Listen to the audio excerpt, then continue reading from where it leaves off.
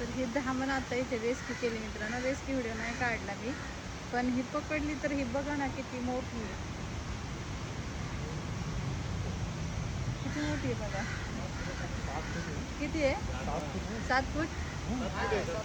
7 फूट 7 तुला पॅक करून टाकते. खूप लांब भेटली म्हणून तुम्हाला साईड दाखवते. चला. रंग बघा एकदम पिवळसर आहे आणि तिचा जो तोंडाची बाजू आहे त्याच्या खाली काळ्या रेषा असतात.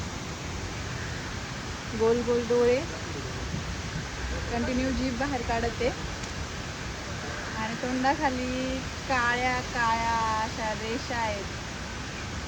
तोंडाला गोल मोठे डोळे, कंटिन्यू जीभ बाहेर काढते. पण साप बिनविषारी. पक्ष्यांची शिकार करते, झाडावर, घरांच्या छतावर आरामशीर चढते. पक्षी, उंदीर, बेडूक सगळंच खाते. अगदी पार पाल आणि सरडासुद्धा ही धामण साप खाते. आणि दुसरी महत्त्वाची गोष्ट, साप जास्त प्रमाणात का निघतात त्याचं कारण असं आहे, सध्या पाऊस खूप झाला आहे आणि आज मात्र छान ऊन पडले. त्यामुळे काय होतं, सापांना उन्हाची गरज असते. साप काय करतात, ऊन घेण्यासाठी स्वतःच्या शरीराचं जे टेम्परेचर आहे ते मेंटेन ठेवण्यासाठी काय करतात, ऊन घेतात. उन्हासाठी कोवळ्या उन्हात म्हणा वगैरे असे बाहेर पडतात. कंटिन्यू पाऊस आणि एखाद्या दिवशी अचानक ऊन पडलं की रेस्क्यू खूप असतं आम्हाला मग त्या दिवशी, कारण साप जास्त प्रमाणात बाहेर पडतात. मग बघा कसा शांत बसलाय हातामध्ये एकदम.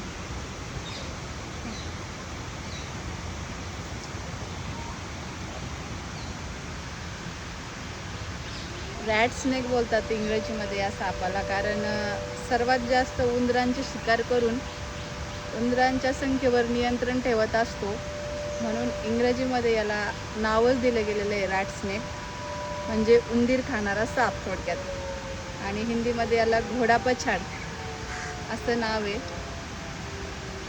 मराठीमध्ये धामणच हे एकच नाव आहे.